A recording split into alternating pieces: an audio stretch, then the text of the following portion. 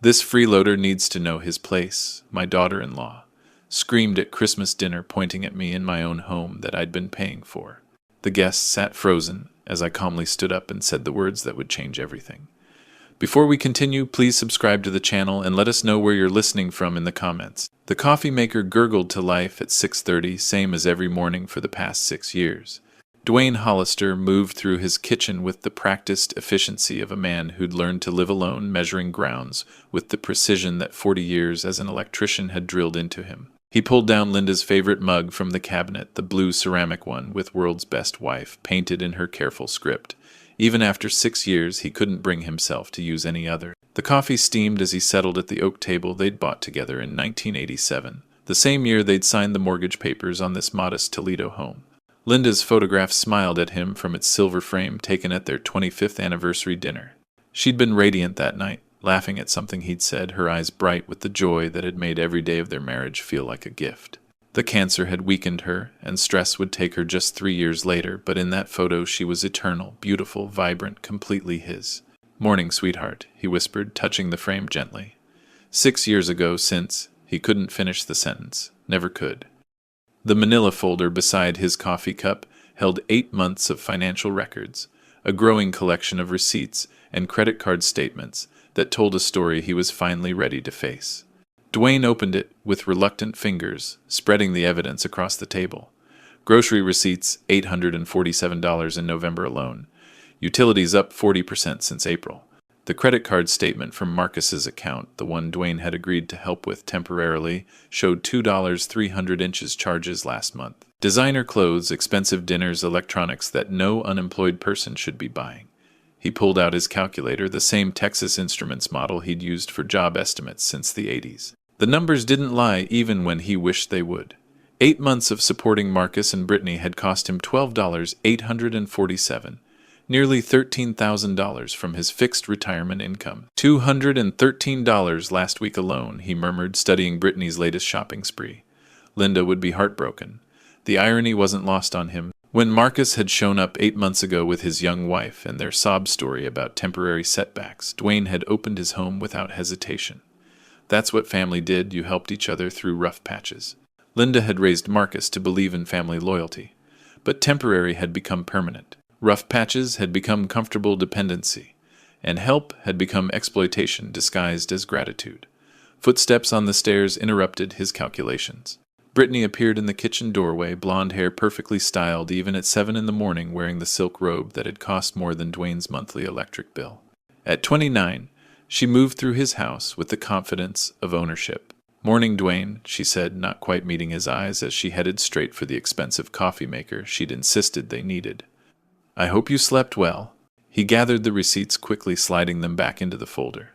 "Well enough. You're up early." "Oh, I have so much to do today." Her voice carried that breathless excitement that always made him nervous. "Christmas Eve is going to be absolutely perfect. I have such wonderful plans." Something cold settled in Dwayne's stomach. Plans. Brittany turned from the counter, coffee cup in hand, her smile bright and somehow predatory. "I need money for special Christmas groceries, Dwayne. We're going to have the most amazing dinner tomorrow. I've thought of everything. How much are we talking about?" She waved her hand dismissively, the gesture casual and expensive. "Don't worry about the details. Family is worth any cost, right? That's what Linda would have wanted, bringing people together, creating memories, showing proper hospitality." The casual invocation of his dead wife's name hit like a physical blow. Brittany had never met Linda, had never earned the right to speak for her memory. But before Dwayne could respond, she was already moving toward the stairs. "I'll need about $400, she called over her shoulder. "Maybe 5. It's going to be perfect, Dwayne. Just perfect." The kitchen fell silent except for the tick of the wall clock and the distant sound of running water upstairs. Dwayne stared at Linda's photograph at the folder, full of evidence that his generosity had become his burden. $400 for one dinner. In a house where he paid every bill, fixed every problem, and apparently had become the freeloader in his own home. By noon, Dwayne's unease had crystallized into something approaching dread. The $400 Brittany had requested that morning seemed almost reasonable compared to what he discovered when he ventured into his own kitchen to make lunch. The countertops groaned under an invasion of expensive ingredients he'd never seen before. Prime rib roast that must have cost $60 a pound sat thawing in his sink. Bottles of wine, not the $10 variety he occasionally bought, lined his counter like soldiers, their labels bearing names he couldn't pronounce, and price tags that made his pension check seem inadequate. Crystal serving bowls he'd never owned sparkled under the fluorescent lights. Silver platters that belonged in a restaurant gleamed beside cloth napkins still in their packaging.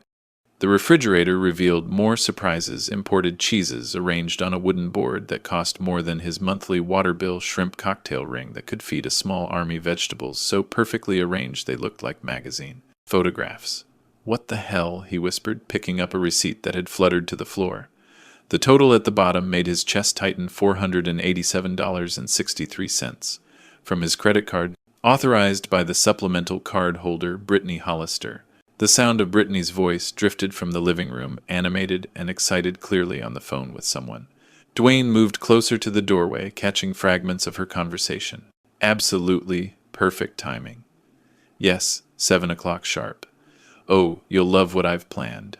Our dining room is just gorgeous for entertaining. Our dining room. Our home. The words hit him like ice water. 8 guests, he said, when she finally hung up, stepping into the living room where she sat, surrounded by place cards written in elaborate calligraphy. "When did we decide this?" Brittany looked up from her organizational masterpiece, her smile bright but somehow condescending. "Oh, I handled all the invitations weeks ago, Dwayne. You've been so busy with your volunteer work, and Marcus is working those double shifts. Someone had to take charge." Weeks ago, his voice cracked slightly. "You've been planning a dinner party in my house for weeks without mentioning it. It's Christmas, Dwayne. Family should celebrate together." She gestured around the living room, which he now noticed had been subtly rearranged. His reading chair had been pushed against the wall to make room for additional seating. Folding chairs from the basement flanked his sofa. "Besides, it's not like you have other plans." The casual dismissal of his existence stung more than he expected. This dinner must have cost over $400. $487, actually. Brittany's tone suggested this was perfectly reasonable. "But it's our home, Dwayne. We should entertain properly.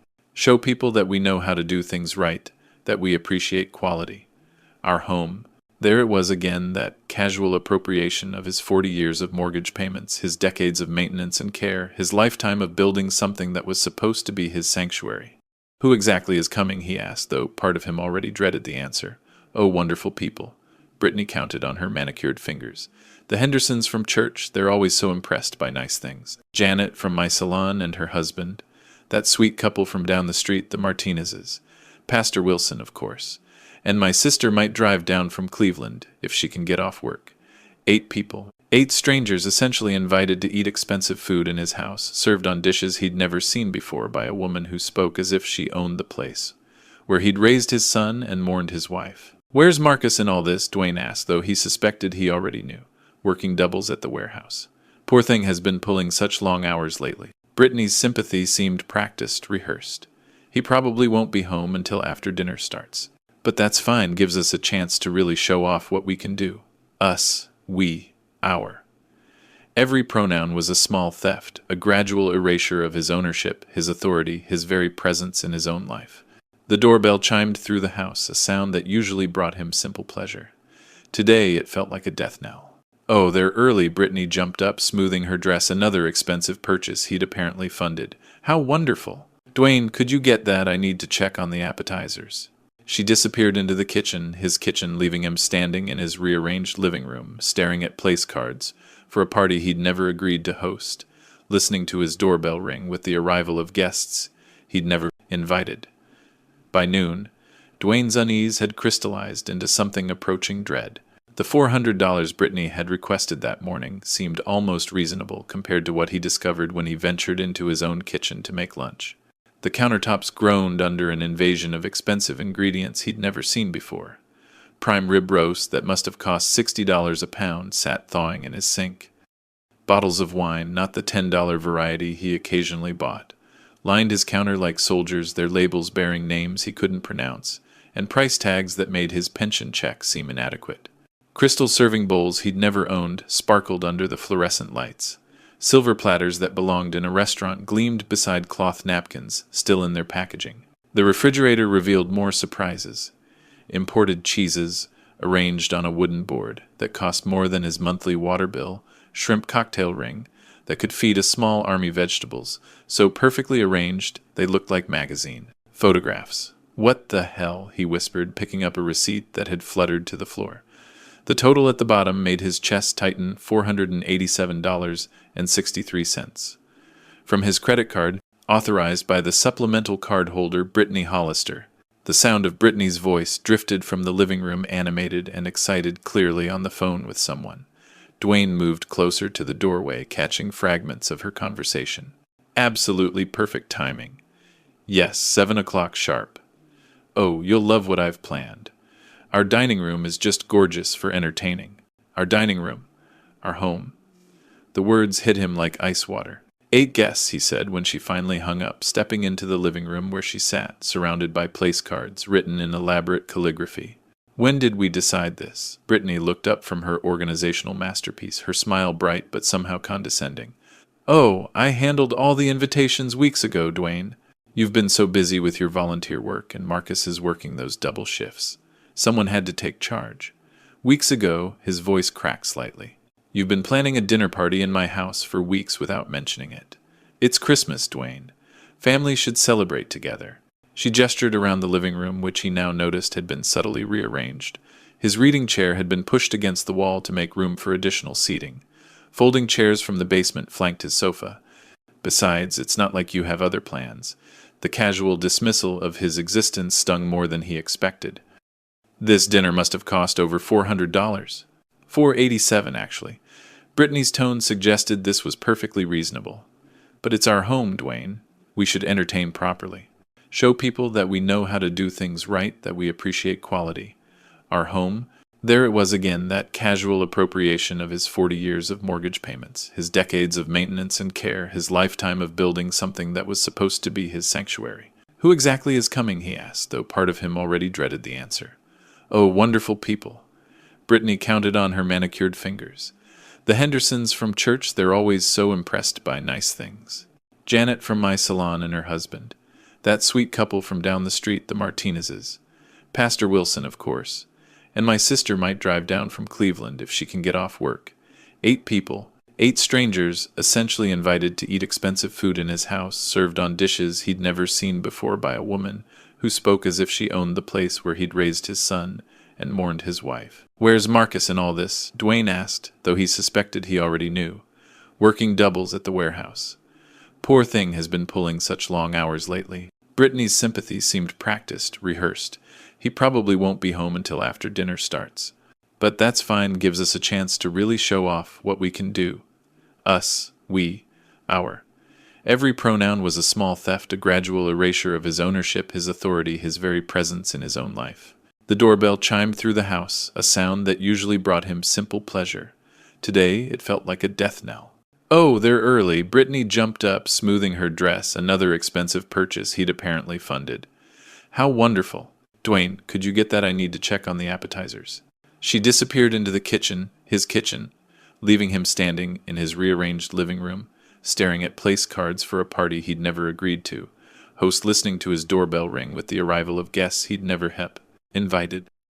The doorbell's second chime cut through Dwayne's paralysis like a blade. He moved toward the front door with leaden feet, each step taking him further into a nightmare he couldn't wake up from. Through the frosted glass, he could see 2 figures bundled in winter coats, their breath visible in the December cold. "I'll get it," Brittany's voice rang out behind him, bright with artificial cheer.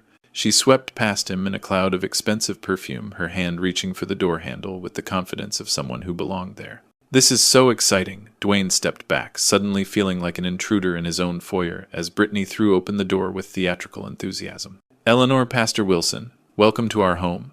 Her voice carried that breathless excitement of a hostess who'd been planning this moment for weeks. "I'm so excited you're here. Please, please, come in from that cold." Eleanor Martinez, his neighbor of 15 years, stepped across the threshold with a warm smile, her arms laden with a covered casserole dish and a bottle of wine. Behind her, Pastor Wilson stamped snow from his boots, his kind face bright with seasonal cheer. "Brittany, dear, you look absolutely radiant," Eleanor said, allowing herself to be guided into the living room by Brittany's possessive arm. "And this house, my goodness, you've decorated so beautifully for Christmas." Dwayne's chest tightened. The decorations, Eleanor was admiring the garland along the banister, the nativity scene on the mantel, The carefully arranged poinsettias had been Linda's touches, preserved and maintained by his own hands for 6 years. Every ornament told a story of Christmases past, of a woman who'd made this house a home through love and attention to detail. "Oh, thank you so much," Brittany beamed, accepting the compliment, as if she'd personally hung every light, arranged every bow. "I just love making things special for the holidays." Family traditions are so important, don't you think? Family traditions. Linda's traditions. Claimed and appropriated by a woman who'd never met the hands that had created them. Pastor Wilson noticed Dwayne standing quietly by the coat closet, his pastoral instincts kicking in. "Dwayne, good to see you, my friend. You must be so proud of what they've accomplished here. This place looks like something out of a magazine. What they've accomplished." The words hit like a physical blow. 40 years of mortgage payments, countless weekends spent on home improvements, decades of love and labor reduced to something they had accomplished. As if his 4 decades of building this life had been a joint effort with a woman who'd lived here for 8 months. It's something Dwayne managed, his voice sounding strange to his own ears. The doorbell chimed again, saving him from having to elaborate. More guests arrived in quick succession. Janet from the salon with her husband, the young couple from down the street, neighbors he recognized but barely knew. Each arrival brought the same performance from Brittany, the gracious hostess, welcoming people to our beautiful home, accepting compliments about decorations she'd never touched, basking in admiration for a life she'd simply stepped into. "Brittany, you have such wonderful taste," gushed Janet, admiring the family photos on the side table, photos of Dwayne and Linda, of Marcus, growing up, of Christmas mornings and birthday celebrations that had happened years before Brittany existed in their lives. "Everything is so perfectly coordinated." "Thank you so much, Brittany," replied, her hand resting possessively on the back of Dwayne's favorite armchair, the chair he'd been relegated away from, to make room for additional seating. "I believe a home should reflect the people who live in it, their values, their history, their love for each other. Their values, their history, their love." Each possessive pronoun was another theft, another erasure of Linda's memory, another denial of Dwayne's existence, as anything more than a background figure in his own life story. Eleanor settled into the sofa, looking around with the appreciative eye of someone who'd watched this house evolve over decades.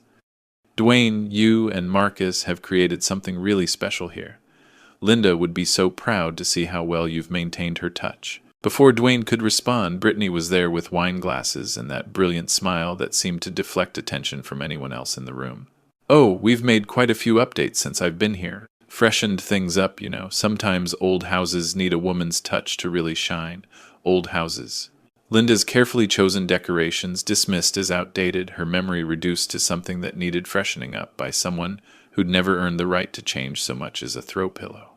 Dwayne stood in his living room, surrounded by neighbors who'd known him for years, listening to a woman who'd lived in his house for 8 months accept credit for a lifetime of work. The humiliation was complete, and public witnessed by his community, validated by their innocent compliments and assumptions. The worst part wasn't even the theft itself. It was how natural it seemed to everyone else, how easily they accepted Brittany's performance, how completely she'd erased him from his own story. "Everyone, shall we move to the dining room?" Brittany's voice cut through the living room chatter with the authority of a seasoned hostess. "I've prepared something really special for tonight." Dwayne followed the group through the archway, his feet moving automatically while his mind struggled to process the scene before him. His dining room, the space where he'd shared thousands of meals with Linda, where they'd celebrated Marcus's birthdays, and holidays where he'd sat alone with his grief for 6 years, had been transformed into something unrecognizable. The oak table he'd built with his own hands in 1989 now wore an elaborate cream tablecloth he'd never seen before. Candles flickered in crystal holders that must have cost more than his monthly grocery budget. But it was the place settings that stopped his heart completely. Linda's china gleamed under the chandelier's warm light. The delicate porcelain plates with hand-painted roses that she'd worked on during those long winter evenings, each petal carefully detailed with the precision of love. The matching cups and saucers she'd been so proud of, the serving pieces she'd only brought out for the most special occasions. "Everyone, please take your seats," Brittany announced, moving around the table with practiced grace. She gestured to the chair at the head of the table, his chair where he'd sat for 34 years. "Pastor Wilson, you're here at the head as our guest of honor." Dwayne's mouth opened, but no sound came out. His chair, the seat where he'd carved Thanksgiving turkeys, where he'd helped Marcus with homework, where Linda had served him coffee every morning for 23 years of marriage. "Dwayne, you're here on the side." Brittany continued, indicating a chair pushed against the wall, clearly an afterthought in her carefully orchestrated seating arrangement.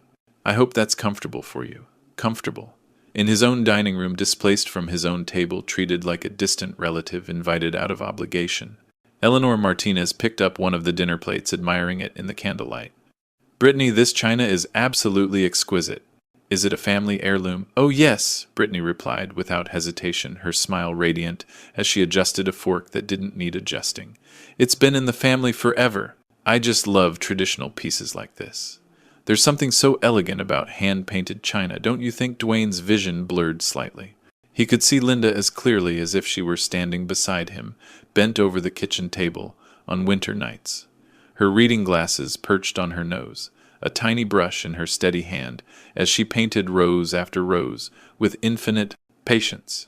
She'd worked on that set for 2 years, each piece a labor of love, each flower a testament to her belief that their home deserved beautiful things, even if they couldn't afford to buy them. The roses are particularly lovely, Janet added, running her finger along the delicate pattern. Such intricate work. You can tell it was painted by someone with real artistic talent. Thank you so much, Brittany beamed, accepting the compliment as if she'd painted every petal herself. I believe in surrounding ourselves with beauty, you know. Life's too short for everyday dishes when you're entertaining people you care about. Life's too short. Linda had said those exact words when Dwayne questioned the time she was spending on the China project. Life's too short not to make things beautiful, she'd told him, paint smudged on her cheek, eyes bright with creative joy. The young husband from down the street examined one of the serving bowls. This must be worth quite a bit. Hand-painted pieces like this are real collector's items now. Oh, I couldn't put a price on them, Brittany replied, her voice soft with false sentiment. They're priceless to me. So many memories attached to every piece. Memories. What memories could she possibly have? She'd never watched Linda's careful hands bring each rose to life. She'd never seen the quiet satisfaction on Linda's face when she'd finally completed the set. She'd never understood that each plate represented hours of love, of a woman making something beautiful for the family she cherished. Dwayne sank into his assigned chair, his exile chair, and watched Brittany move around the table, adjusting napkins, straightening silverware, playing the role of gracious hostess with Linda's life as her stage props. Every gesture was perfect, every smile calculated, every word designed to cement her position as the woman of the house. Pastor Wilson settled into Dwayne's chair with the unconscious comfort of an honored guest, completely unaware that he was sitting in the seat where a man had mourned his wife, raised his son, and built a life that was now being systematically erased. I'd like to propose a toast before we begin, Brittany announced, reaching for the wine bottle with the confidence of someone who belonged there. I have so much to be grateful for tonight. She began pouring wine into glasses that Linda had painted with the same roses that graced the plates, her movements graceful and sure every inch, the perfect hostess in someone else's life. Brittany rose from her seat with the practiced grace of someone accustomed to being the center of attention. Wine glass in hand, she surveyed the table with the satisfied smile of a woman who had everything exactly as she wanted it. The candlelight caught the highlights in her perfectly styled hair, casting her in the warm glow of domestic perfection. Before we begin this wonderful meal, she announced, her voice carrying the confident projection of someone who belonged exactly where she stood. I want to thank everyone for joining us in our beautiful home tonight. Our beautiful home. The words hit Dwayne like a physical blow, each syllable a theft, each pronoun an erasure of 40 years of his life. Marcus and I are so blessed to be able to share our hospitality with such wonderful friends and neighbors. Brittany continued her free hand, gesturing around the dining room, as if she were presenting a museum exhibit of her own creation. This house has become such a sanctuary for us, a place where we can really express our love for family and community. Express their love. In rooms where Linda had expressed her love through hand-painted china and carefully chosen decorations. In spaces where Dwayne had expressed his love through decades of maintenance, improvement, and care. Their sanctuary built on the foundation of his lifetime of work, his marriage, his memories. Eleanor Martinez shifted uncomfortably in her chair, her eyes moving between Brittany and Dwayne with growing confusion. She'd known this house for 15 years, had watched Linda tend her garden, had seen Dwayne shovel snow from this driveway every winter since the Clinton administration. We've worked so hard to make this place special. Brittany's voice grew warmer, more intimate, as if she were sharing a precious secret. Updating some of those old-fashioned decorations, bringing in fresh energy, creating a space that really reflects who we are as a family. Old-fashioned decorations, Linda's decorations. The nativity scene Linda had collected piece by piece over 20 years of marriage. The garland she'd hung with such care standing on the stepladder while Dwayne held it steady, both of them laughing when she'd gotten tangled in the lights. The poinsettias she'd arranged with the eye of someone who understood that beauty was a gift you gave to the people you loved. Dwayne's grip tightened on his wineglass. The rage building in his chest was unlike anything he'd felt in 6 years of grief, different from the hollow ache of loss. This was hot, immediate, personal. The fury of watching someone desecrate a grave while claiming to be the mourner. "I'm so grateful for this opportunity to create new traditions," Brittany continued, oblivious to the tension crackling through the room. "To take the foundation that was here and build something fresh and modern. Something that really speaks to our generation's values and aesthetic. Take the foundation, build something fresh." As if Linda's life had been merely a rough draft that needed Brittany's editorial improvements. As if 23 years of marriage, love, and shared dreams were just outdated decorations that needed updating. Pastor Wilson cleared his throat gently, his pastoral instincts sensing the undercurrents of distress flowing through the room. "Brittany, dear, this is lovely, but perhaps—" "Oh, I'm almost finished." Brittany laughed, the sound bright and dismissive. "I just want everyone to know how much this means to us. Marcus and I have put our whole hearts into making this house a reflection of our dreams, our hopes for the future. Every room tells the story of our journey together, their journey, their dreams, their story. In a house where Dwayne had carried Linda across the threshold as a bride, where they'd brought Marcus home from the hospital, where he'd held her hand as cancer stole her strength but never her grace. Every room did tell a story, just not the story Brittany was claiming to have written. The young couple from down the street exchanged glances, clearly uncomfortable with the growing tension. Janet from the salon studied her wine glass as if it held the secrets of the universe. The silence stretched between Brittany's words, filled with the weight of things unsaid. "We're just so blessed," Brittany concluded, raising her glass higher, "to have found our perfect home, surrounded by such wonderful community. To Marcus and me, and to the beautiful life we're building together in this special place." She lifted her glass in a toast, expecting the table to follow her lead to validate her narrative with their participation. But the response was muted, uncertain. Glasses rose half-heartedly, smiles felt forced, and the cheers that followed sounded more like question marks than celebrations. Eleanor Martinez set down her glass, without taking a sip, her neighbor's intuition finally overriding social politeness. "Brittany, dear," she said carefully, her voice carrying 15 years of watching this house, this family, this man. "That was a lovely speech, but I'm a bit confused about something." The room fell silent except for the soft hiss of candle flames and the distant tick of the grandfather clock in the hallway. Linda's grandfather clock, inherited from her mother, another piece of history that Brittany had claimed without earning.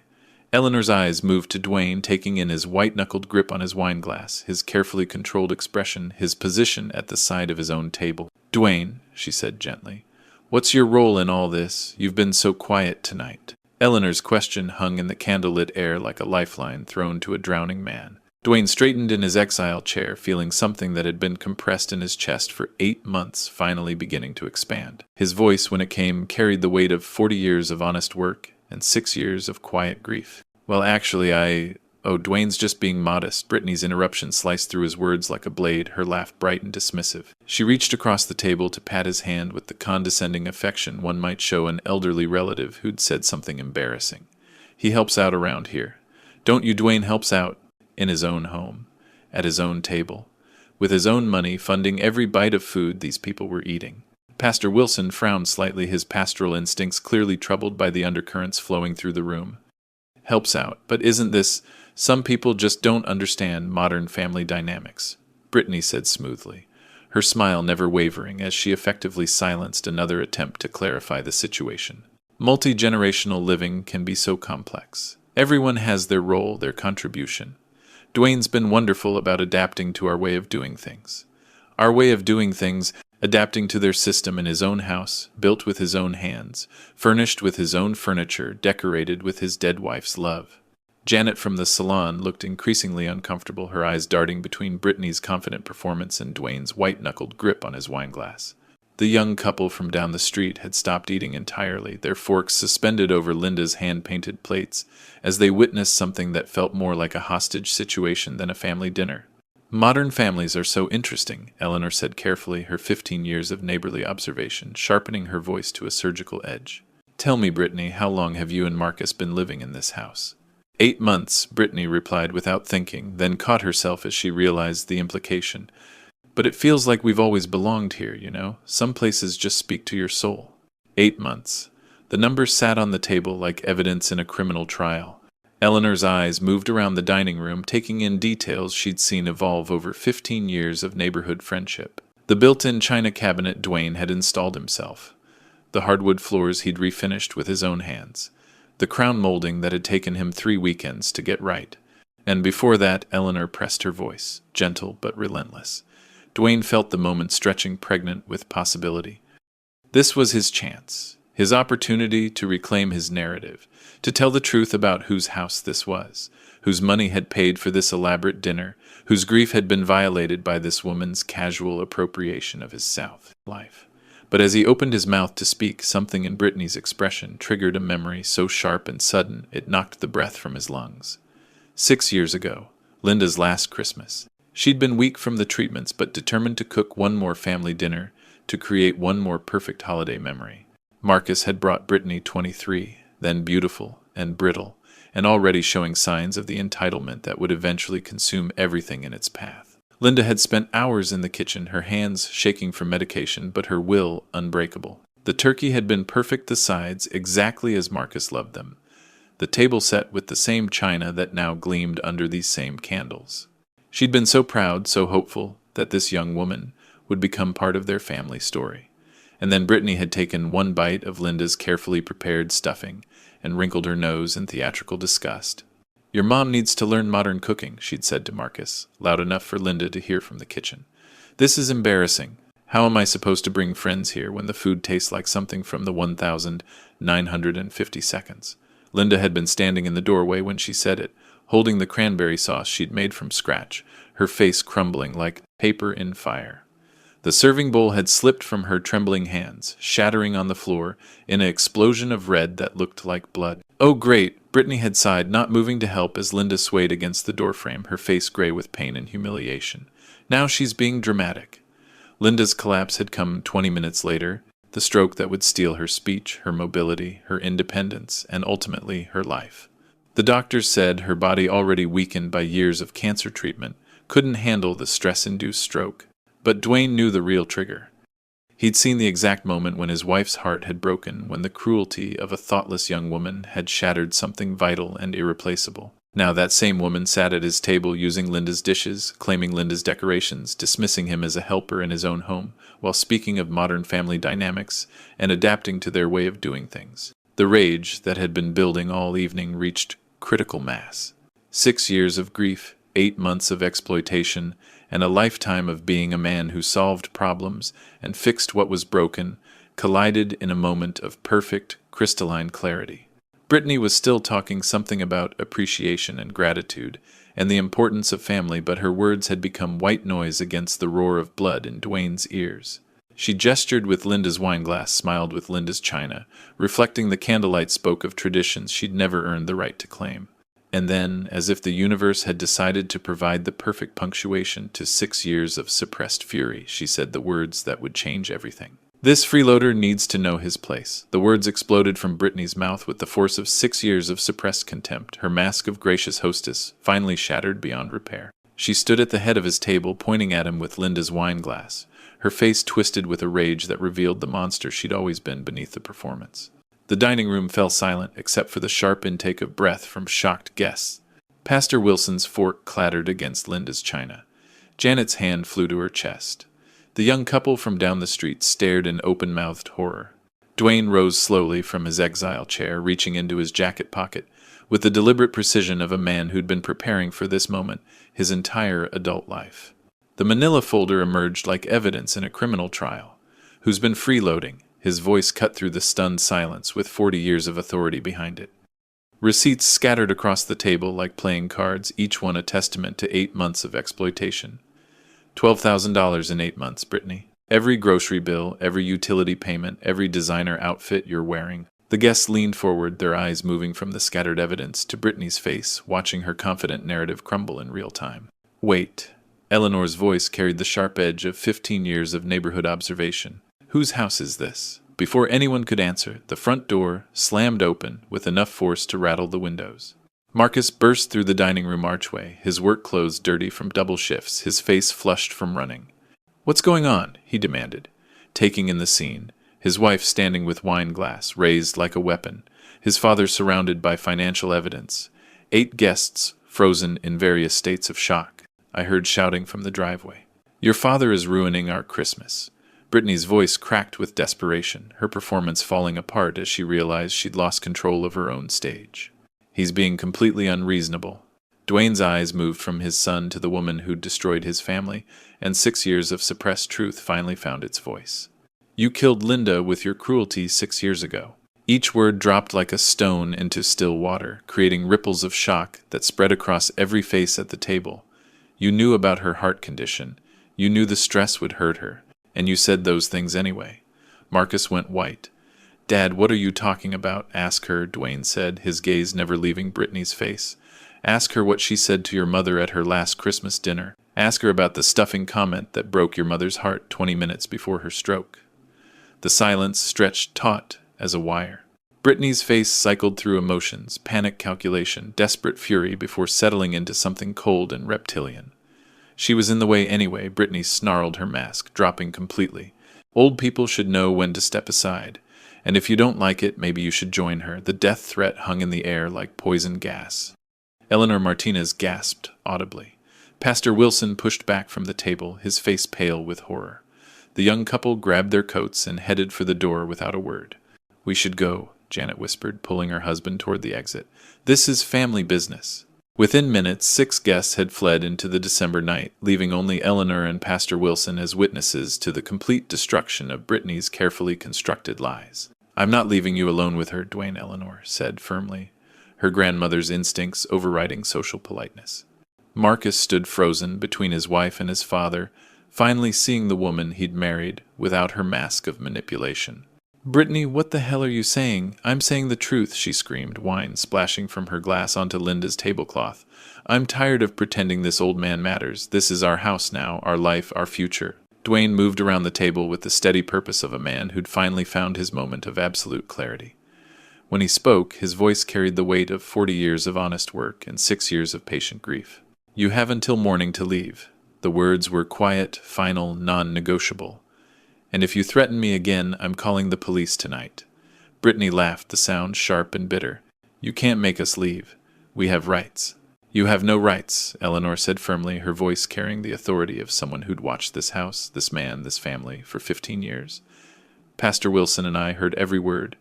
You threatened his life." Pastor Wilson nodded gravely. "Threats of violence, Brittany. We're witnesses to that." The legal framework clicked into place like pieces of a puzzle Dwayne had been solving his entire adult life. Immediate danger, witness testimony, no lease agreement, property owner rights. Marcus looked at his wife as if seeing her for the first time, his face crumbling with the weight of understanding what he'd enabled, what he'd allowed to happen to his father, to his mother's memory. Until morning, Dwayne repeated his voice, carrying the finality of a judge's sentence. Christmas morning arrived gray and cold, the kind of December day that matched the hollow aftermath of family warfare. Dwayne sat at his kitchen table with coffee that tasted like ash, watching the clock tick past 10 o'clock. The deadline had passed 2 hours ago, and the house remained unnaturally quiet. No sounds of packing from upstairs, no frantic phone calls or desperate negotiations. Just the settling silence of a house holding its breath, waiting for the other shoe to drop. At 10:30, he reached for the phone. "Toledo Police Department. How can I help you? I need assistance removing unauthorized occupants from my property," Dwayne said, his voice steady with the calm that comes after a storm. "They've been living here 8 months without paying rent. Last night, one of them threatened my life in front of witnesses." The officers arrived within 20 minutes, a veteran sergeant with kind eyes and a younger officer who looked like he'd seen enough domestic disputes to recognize the real thing. They stood on Dwayne's front porch, professional but not unfriendly, as he handed over the same folder that had scattered across his dining table the night before.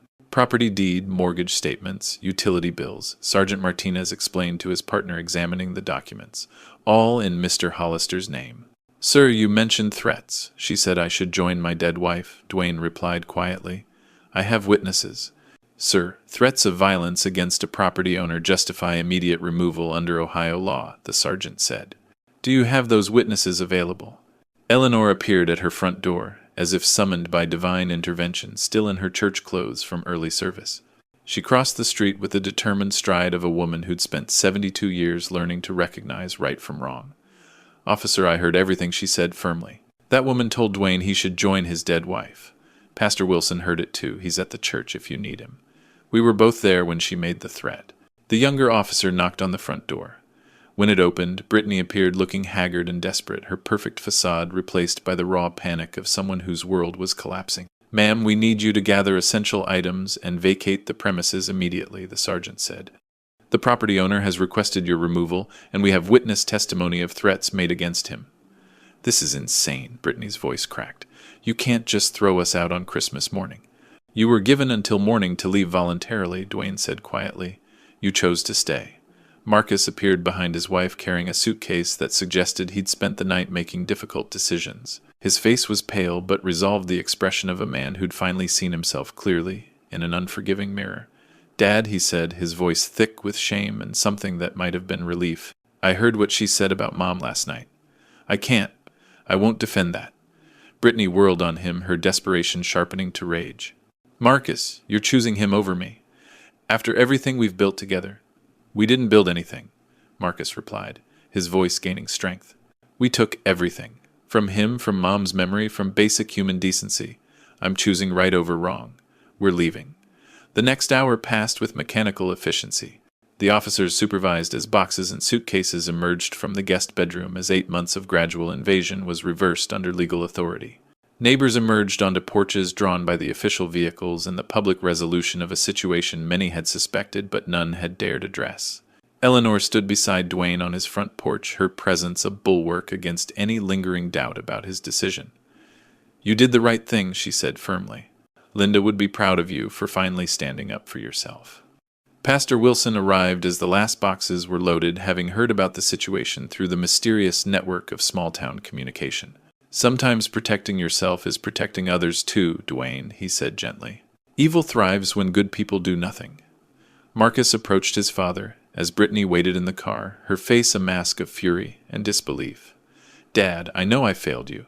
I failed Mom's memory. I let her." He couldn't finish the sentence. "Son, I love you," Dwayne said quietly, the words carrying both forgiveness and boundaries. "But love doesn't mean I have to trust you again right away." "I understand," Marcus replied, tears in his eyes. "I'll prove I've changed, but I know it takes time." "Time will tell," Dwayne agreed. "But you're welcome for Sunday dinner when you're ready to earn it." The car backed out of the driveway with Brittany at the wheel, her final gesture, a middle finger, extended toward the house she'd tried to claim. Marcus sat in the passenger seat, looking back at the home he'd helped violate, carrying the weight of choices that couldn't be undone. The police completed their paperwork, advised Dwayne about restraining orders if harassment continued, and departed with the professional courtesy reserved for citizens who handle their problems within the law. As the official vehicles disappeared around the corner, Dwayne stood on his front porch, his porch surrounded by neighbors who'd witnessed justice served and boundaries restored. The house was his again. The silence that settled over the house after the police cars disappeared was different from the oppressive quiet of the past 8 months. This was the silence of sanctuary, restorative space, reclaimed of a man finally alone with his thoughts in rooms that belonged to him again. Dwayne moved through his home with the careful attention of someone rediscovering familiar territory. The dining room still bore evidence of the previous night's battle, wine stains on Linda's tablecloth, candle wax pooled in crystal holders, chairs pushed askew from the hasty exodus of shocked guests. But even the mess felt like victory. These were the honest scars of truth, finally spoken of, boundaries finally drawn. He gathered Linda's china with reverent hands, each piece a recovered treasure. The hand-painted roses seemed brighter, somehow freed from Brittany's appropriating touch. As he wrapped each plate in tissue paper, he could almost feel Linda's presence, not the aching grief that had haunted him for 6 years, but something warmer, pride perhaps, or simply love, patient and enduring. The doorbell chimed at noon. Eleanor stood on his porch with a covered casserole dish and the satisfied expression of a woman who'd witnessed justice served. "Thought you might not feel like cooking today," she said, stepping into the foyer that no longer felt violated by unwelcome presence. "Tuna noodle casserole. Linda's recipe, she gave it to me years ago." They sat at his kitchen table, the same spot where he'd calculated 8 months of exploitation that morning. Now the receipts were evidence in a police file, and the calculator sat silent, its work finally done. Church is buzzing, Eleanor said over coffee. Pastor Wilson's been fielding calls all morning. People are proud of you, Dwayne. It took courage to do what you did. Took too long, he replied, but without the bitter edge of regret. Should have seen it sooner. We see what we're ready to see, Eleanor said with the wisdom of 7 decades. Linda always said you had a good heart. Sometimes good hearts take longer to recognize evil. The afternoon brought more visitors. Pastor Wilson stopped by with communion wafers and gentle conversation. The young couple from down the street knocked with awkward apologies for fleeing the night before. Even Janet from the salon called to check on him, her voice bright with relief that the uncomfortable dinner had ended with truth instead of continued deception. By evening, the house felt like itself again. Dwayne sat in his reclaimed reading chair, surrounded by books that no one would move without permission, watching snow fall past windows that framed his own view of his own life. The phone rang at 7 o'clock. Dad Marcus's voice carried exhaustion, shame, and something that might have been hope. I wanted to call, too, to try to explain.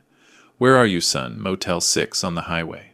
Dad, I'm getting my own place. Brittany and I. We're done. I filed for divorce this afternoon. Dwayne closed his eyes, feeling something tight in his chest, finally loosen. I'm sorry it came to that. I'm not, Marcus said quietly. I should have seen what she was. What she did to you, to Mom's memory. I let her turn me into someone I don't recognize. Son, I forgive you, Dwayne said the words, carrying both love and boundaries. But forgiveness doesn't erase consequences. Trust takes time to rebuild. I understand, Marcus replied, his voice thick with tears. I'll prove I've changed, but I know it takes time. I hope someday you can be proud of me again. I never stopped loving you, Dwayne said carefully. Love and trust are different things. You'll need to earn one, but you've always had the other. What does that mean for us? Dwayne looked around his restored living room at Linda's photograph, smiling from the mantel at the Christmas tree that finally felt like his own again. It means time will tell, but you're welcome for Sunday dinner when you're ready, when you've proven to yourself that you're the man your mother raised you to be. Thank you, Marcus whispered. I love you, Dad. I love you too, son. After the call ended, Dwayne sat in the gathering darkness, watching snow accumulate on the windowsill. 8 months of exploitation, 6 years of grief, and 47 years of being the kind of man who fixed things that were broken. Tonight, for the first time in longer than he could remember, nothing in his house needed fixing. The silence wasn't empty anymore. It was full of possibility, cautious, careful, but real. Tomorrow would bring new challenges, and Marcus would need to prove his words with actions. But tonight, Dwayne Hollister was home in every sense of the word. Outside, the snow continued falling, covering the neighborhood in pristine white. Inside, a man sat peacefully in his own chair, in his own house, master of his own life once again. The war was over. The healing could begin. Sometimes the hardest battles aren't fought with weapons, but with words that cut deeper than any blade. For 47 years I believed that love meant sacrifice without limits, that family meant enduring any burden, that forgiveness meant forgetting. But Linda's memory taught me something different in those final moments of truth. Love without boundaries isn't love, it's enablement. Family without respect isn't family, it's exploitation. And forgiveness without consequences isn't healing, it's permission to be hurt again. The snow that fell that Christmas night covered more than just the ground. It covered the old version of myself, the man who confused kindness with weakness, generosity with surrender. Underneath that blanket of white, something new was growing, not harder but wiser, not bitter but boundaried, not closed to love but careful about who earned the right to receive it. If you've found yourself in a similar situation, remember this. Protecting yourself isn't selfish, it's necessary. Standing up for your dignity isn't cruel, it's courageous. And sometimes the greatest gift you can give someone is the chance to face the consequences of their choices. That's where real change begins, not in our endless accommodation, but in their moment of accountability. Thank you for listening to this story of boundaries found and peace restored. If it resonated with you, please like this video and subscribe to our channel. Share your own experiences in the comments below. Your story might be exactly what someone else needs to hear. And remember, it's never too late to reclaim your life, your home, and your self-respect.